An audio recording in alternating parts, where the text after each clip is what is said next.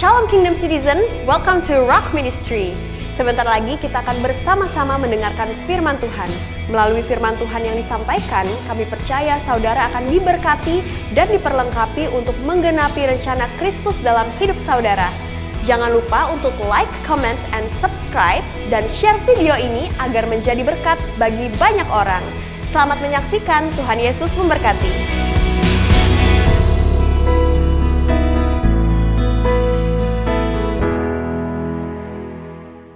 Shalom warga kerajaan, hari ini kita mendekati perayaan yang sangat luar biasa yang mengubah seluruh sejarah umat manusia.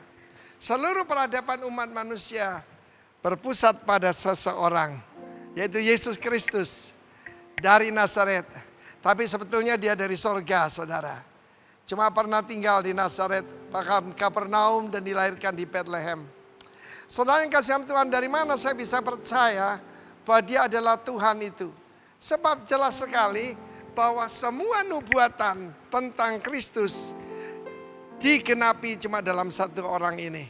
Di dalam Matius pasal 21 kita membaca satu kisah yang kita rayakan hari ini.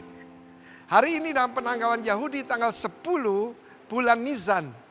Dan di dalam kitab Daniel sudah dinubuatkan.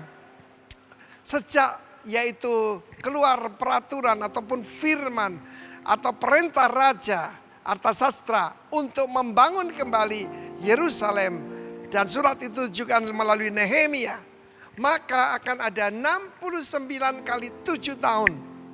Maka seorang yang diurapi itu Masiah, yang diurapi Mesias, yang dibunuh dan will be cut off, sekalipun tidak ada salahnya apa-apa.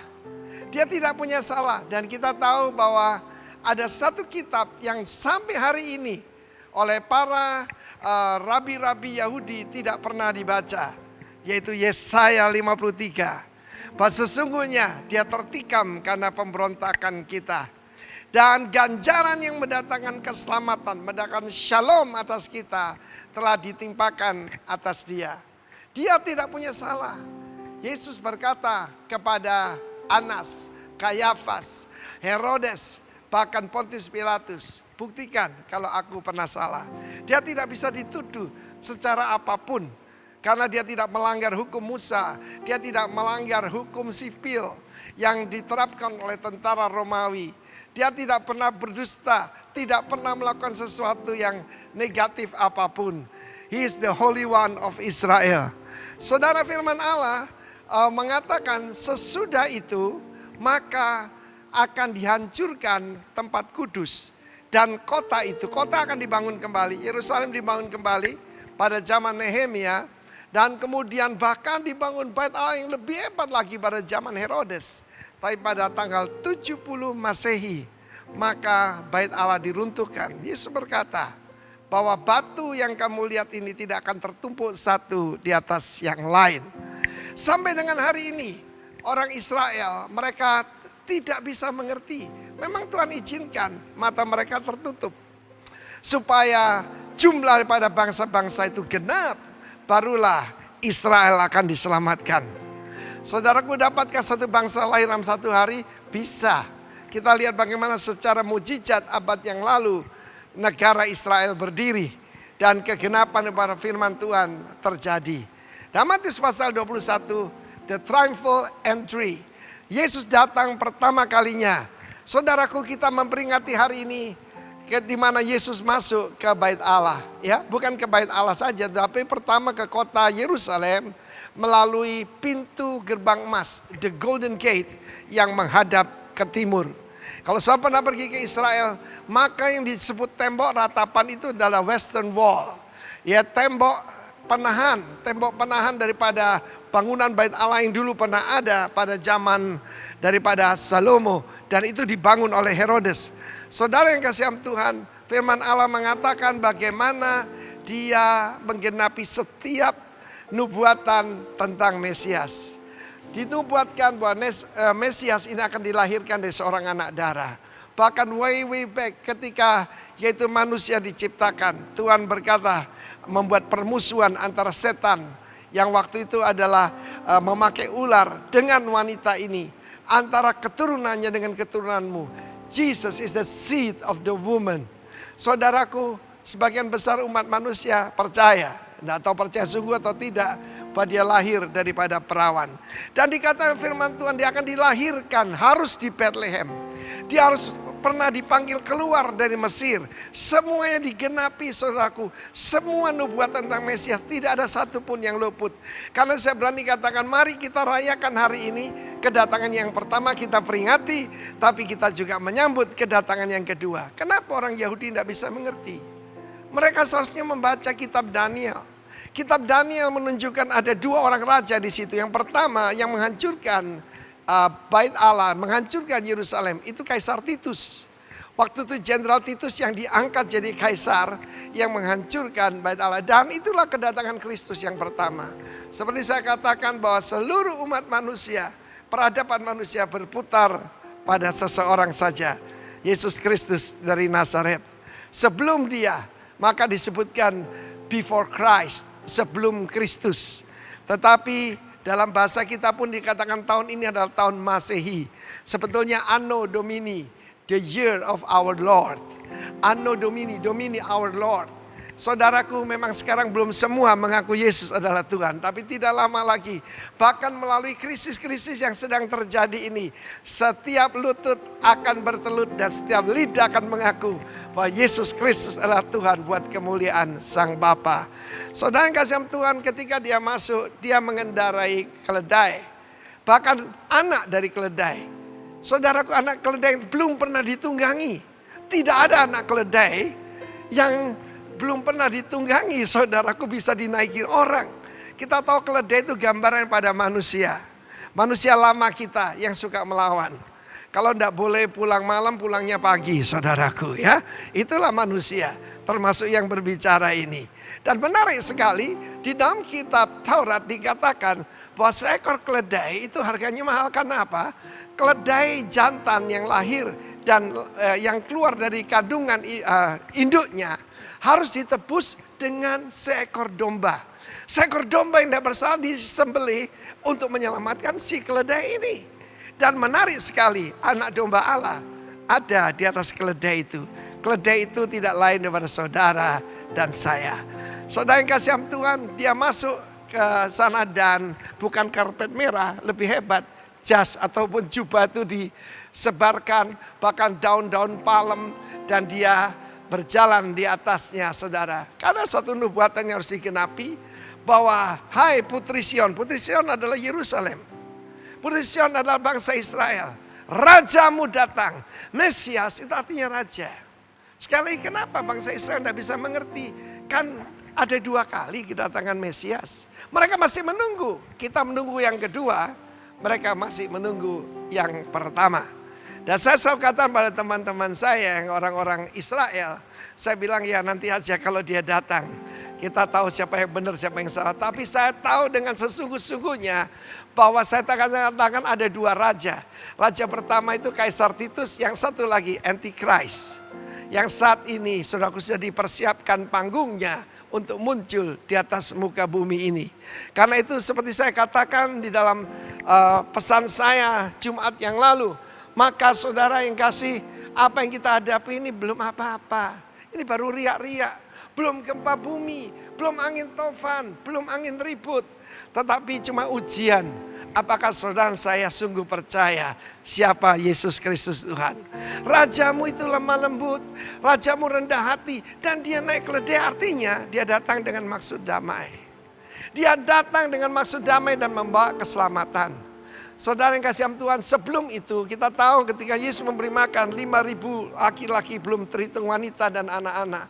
Mereka mau menjadikan jadi raja. Mungkin mereka mau mendirikan partai Mesias Israel.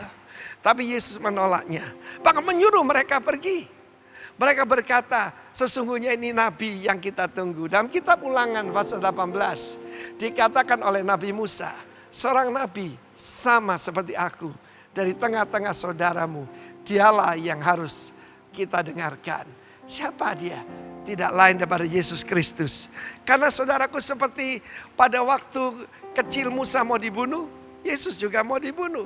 Musa membuat mujizat. tentu saja Yesus adalah super mujizat dan sebagainya.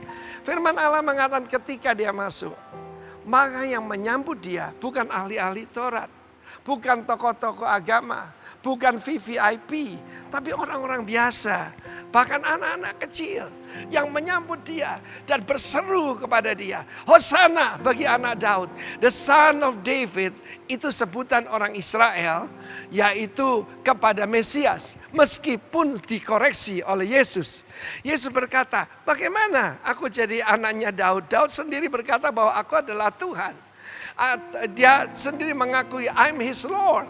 Bagaimana kalau aku disebut anak Daud? Tetapi Yesus sangat rendah hati. Dia menerima seruan mereka. Apa artinya Hosana itu? Save us our King.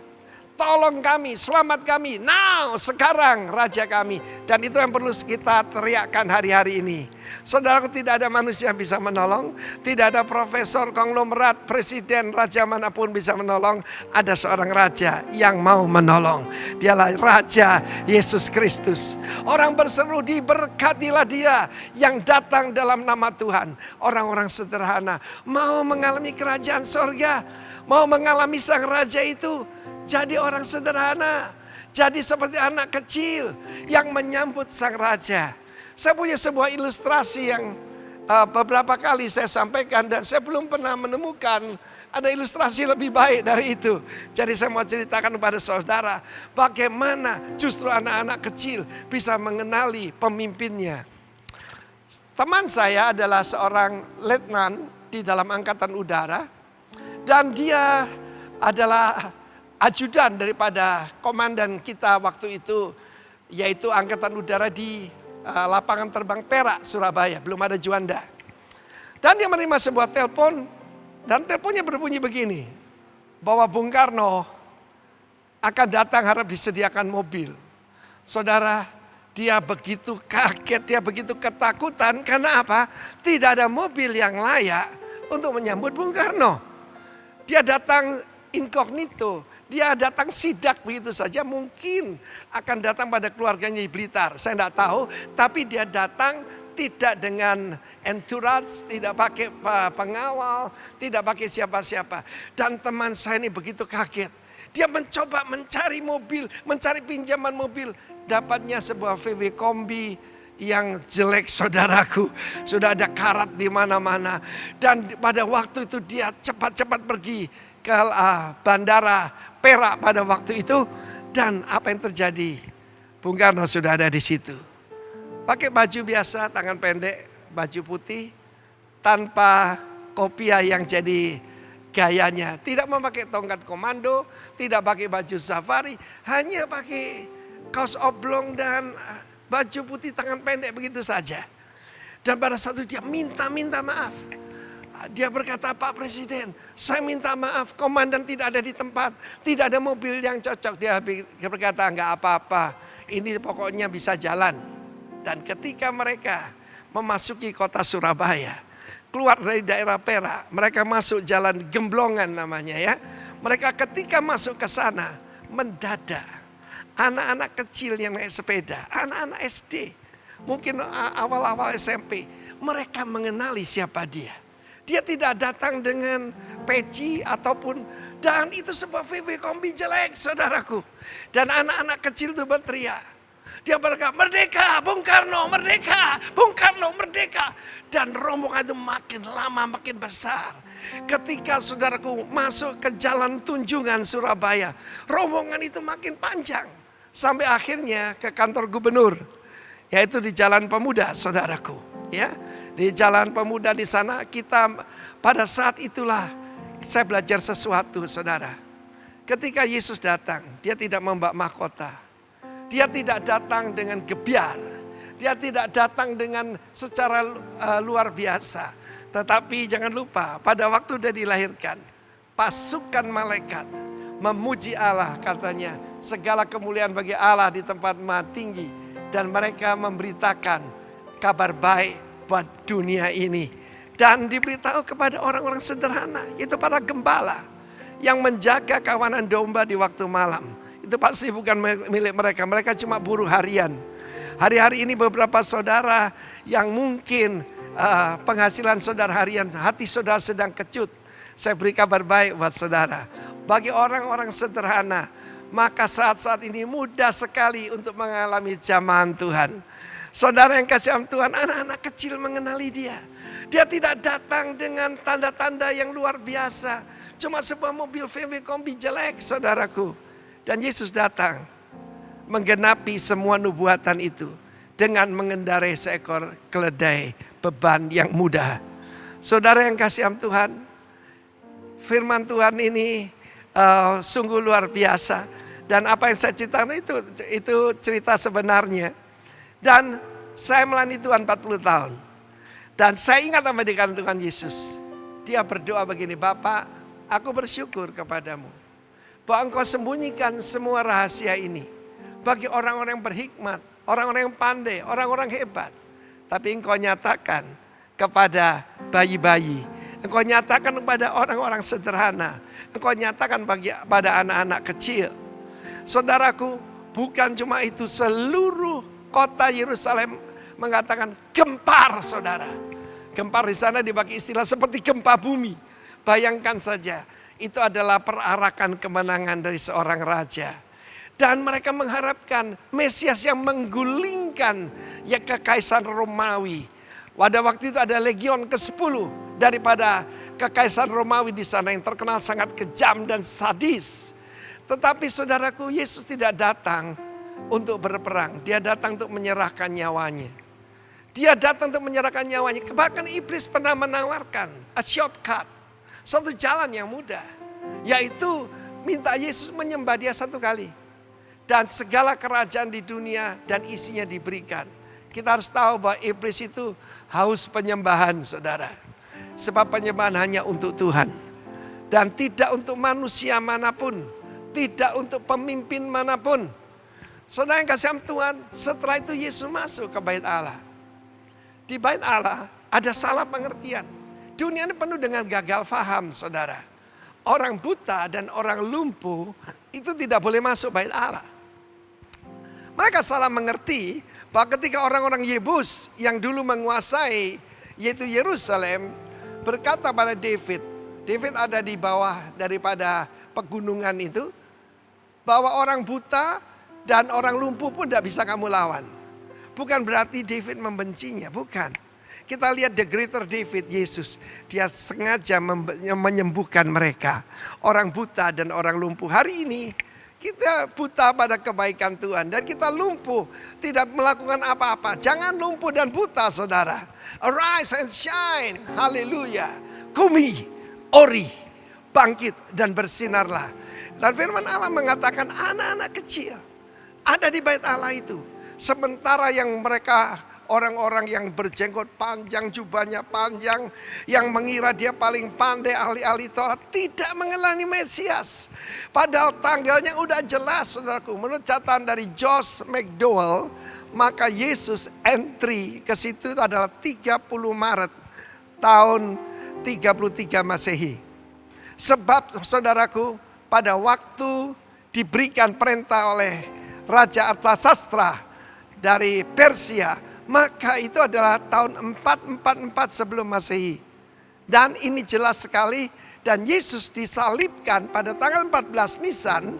Yaitu 4 hari kemudian. Tanggal 3 April tahun 33 Masehi. Mudah mengingatnya. 333. Tentang tanggal itu bukan tidak perlu kita perdebatkan. Tapi yang pasti. Sang Raja datang untuk menyerahkan nyawanya. Saudaraku, ini tercatat dalam Alkitab. Dan pada saat itu dengan marah sekali para ahli Taurat. Engkau dengar apa yang dikatakan anak-anak ini. Pada waktu mereka berkata, diberkatilah dia yang datang dalam nama Tuhan. Artinya anak-anak ini kecil ini mengaku bahwa Yesus adalah Tuhan. Bukan nabi dari Nazaret. Bukan nabi yang datang cuma dari Galilea. But come from heaven. Saudara yang kasih, Yesus berkata, aku dengar. Tidakkah kamu tahu dari mulut bayi-bayi dan anak-anak yang menyusu telah kau letakkan dasar kekuatan untuk membungkamkan musuh dan lawan. Saudara yang kasih Tuhan, karena itu dalam hidup saya seringkali membangun diri saya dengan berdoa di dalam roh. Saudara, tidak peduli orang berkata apa, saya mengalaminya di mana iman kita dibangkitkan dan dikuatkan. Sekarang kita juga berbicara tentang the second coming of Christ. Wahyu 19. Seperti saya sampaikan bahwa minggu yang lalu, pemerintah Republik Rakyat Cina, Tiongkok, itu melarang membaptis orang di dalam nama Sang Bapa, Putra, dan Roh Kudus. Disuruh baptis gini, bikin formula baru dalam nama Bapa, Putra, dan Alkitab.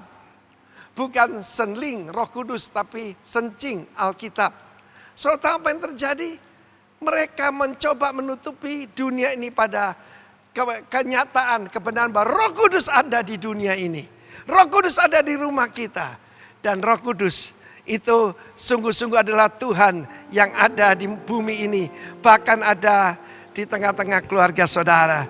Yang kedua, maka pemerintah Republik dan dipimpin oleh Xi Jinping melarang, yaitu di dalam khotbah daripada gereja-gereja di bawah pengawasan pemerintah untuk berkhotbah dari kitab Wahyu. Bahkan dilarang membaca kitab Wahyu. Tidak usah pemerintah Tiongkok, saudara, dari dulu. Waktu saya sekolah di sekolah Kristen pun mereka berkata begini, jangan baca kitab Wahyu, kamu tidak bakal ngerti. Itu bohong, saudaraku. Justru dalam kitab Wahyu kita tahu siapa pemenangnya. Karena itu orang yang kuat, orang yang punya iman, mereka mengerti siapa yang jadi victor, siapa yang jadi pemenang. Wahyu 19 menjelaskan, lalu sorga terbuka. Lalu dia turun dari langit, naik kuda berwarna putih, bajunya linen putih, putih bersih.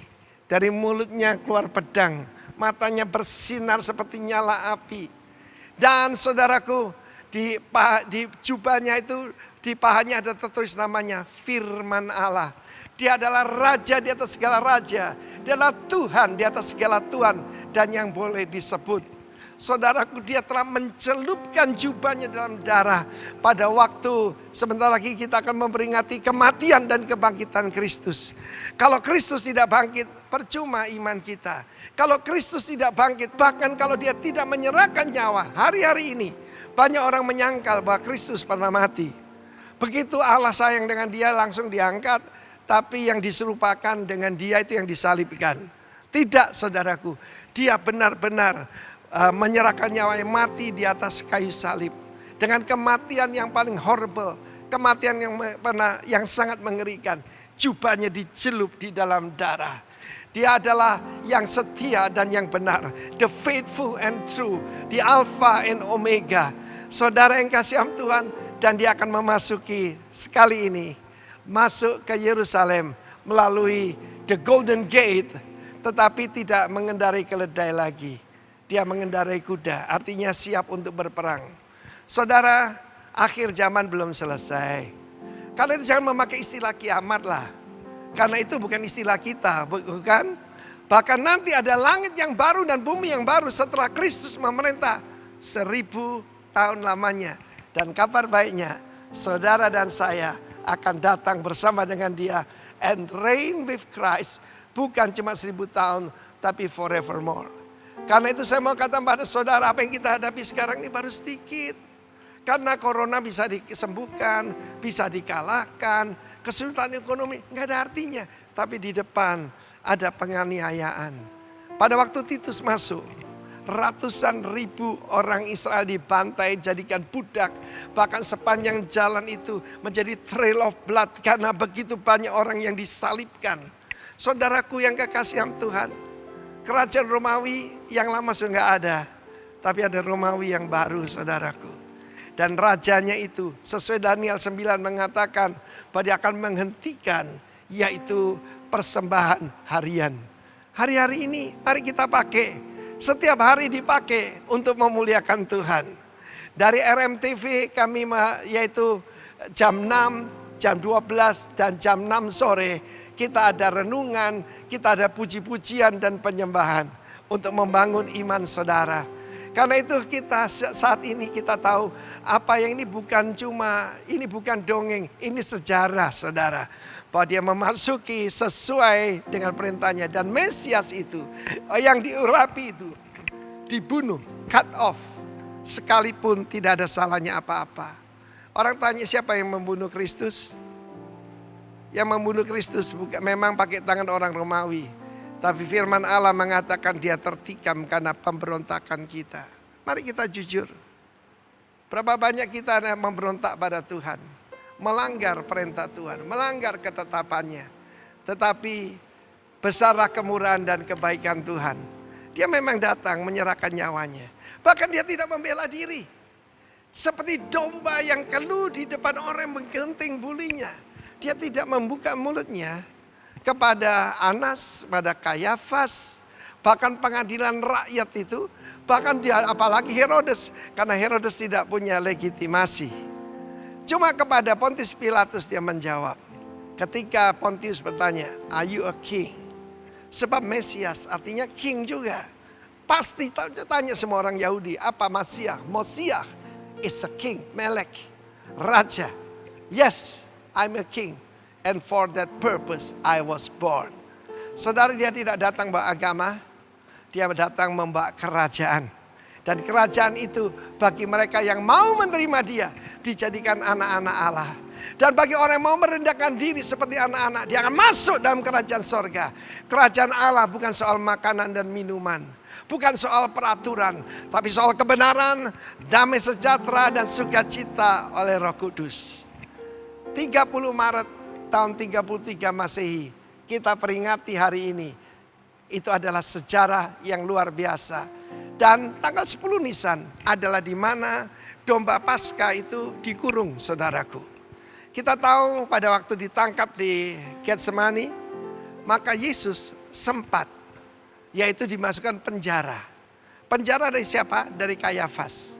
Juga pernah dimasukkan penjara daripada tentara Romawi di sana, dia difermak, saudara, dia digebukin sampai tidak berbentuk manusia lagi. Yesaya 53 adalah kunci dari semuanya. Tidak lama lagi akan banyak orang Israel juga percaya Tuhan Yesus. Karena Yesus berkata, kamu tidak percaya padaku, percaya pada mujizat-mujizat yang kulakukan. Karena dia hidup, karena dia berkuasa, karena dia berdaulat, dan dia ada sekarang di atas takhta. Maka dia harus ada di sorga sampai pemulihan segala sesuatu. Alamilah pemulihan daripada Tuhan. Percaya padahal dia ada sang Mesias itu. Dan dia menebus dosa kita. Ganjaran yang mendatangkan keselamatan telah ditimpakan atas dia. Saudaraku, he is the King of Kings. He is the Lord of Lords. Dan melalui nafasnya dia membinasakan antikris, nabi palsu, dan merantai setan selama 1000 tahun. Nanti dilepaskan dan dibinasakan selama-lamanya. Neraka tidak diciptakan untuk manusia, tetapi untuk setan dan para pengikutnya. Karena itu buka hatimu. Percaya kepada dia yang semua nubuatan cuma menuju pada satu orang. Bagaimana caranya akan mati. Bagaimana dia akan disalibkan. Semuanya udah tertulis dan digenapi satu persatu. Mereka yaitu mengundi buat jubahnya. Saudaraku, semuanya terjadi hanya untuk satu orang. Berpusat pada satu orang. Yesus dari Nazaret. Apa artinya Nazaret? Saya perhatikan. Nazara artinya the victorious one. Dan pengikutnya adalah juga the victorious one, saudaraku. Kita diciptakan bahkan lebih daripada pemenang. Amin. Jangan ada seorang pun yang takut, ada pun panik. Percaya, God is on the throne. His name is the King of Kings and the Lord of Lords. Kiranya apa yang saya sampaikan pada saudara membangkitkan iman saudara. Dan kita bersiap untuk nanti memperingati Jumat Agung itu. Dan juga perayaan The Resurrection Day. Kebangkitan dari Tuhan Yesus. Tetapi sekarang ini percayalah bahwa dia memang datang untuk saudara dan saya. Dan dia sungguh-sungguh ada dan sungguh-sungguh nyata. Terpujilah nama Tuhan Yesus. Biar saya berdoa buat saudara. Bapak, di dalam nama Tuhan Yesus, celikkan mata rohani kami. Semua yang mendengar, bahkan yang belum pernah mendengar nama Tuhan Yesus. Bahwa engkau sungguh-sungguh Tuhan yang menjelma jadi manusia.